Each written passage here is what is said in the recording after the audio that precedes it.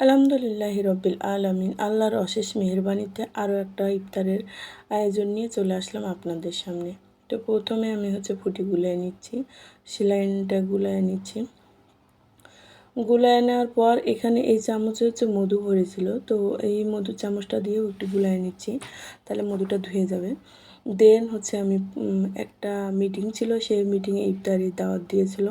ইফতারের দাওয়াতে ছিল 1 পিস খেজুর, 2 পিস ক্ষীরা, 1 পিস মুরগি আর অল্প একটু ছোলা। দেখালাম তো। ও মা, আরেকটা খেজুর বেরিয়েছে, তার মানে 2টা খেজুর ছিল।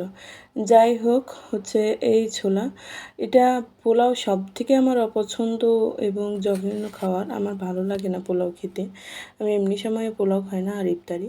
তো যাই হোক, দিয়েছে যেহেতু খাওয়ার কেউ নাই, তাহলে কী করতে হবে, খাইতেই হবে। তো আমি ছোলাগুলো একদিকে সাইড করে নিলাম এবং গোস্তটাও সাইড করে নিলাম। এই 1 প্লেট। তো কয়েকটা খেজুর আমি নিয়ে চলে আসলাম। আসলে ইফতারিতে 4-5টা খেজুর না খেলে আমার হয় না। আর পোলাও তুলে আমি এক সাইড করে রাখলাম, ওইটা আমার বোনবিটিকে দিব। তাই এতগুলো পোলাও আসলে খাওয়া আমার দ্বারাই সম্ভব না।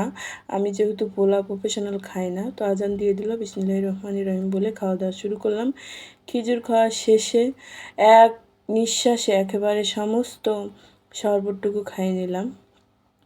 একেবারে রোস্টটাতে অনেক মশলা আর অনেক ভাজা হয়েছে গোস্তটা, কোনো টেস্ট নেই, মজা নেই। তবে পোলাওটা অনেক মজা হয়েছে।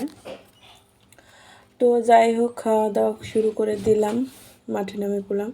আর এই আমার খাওয়া শেষ।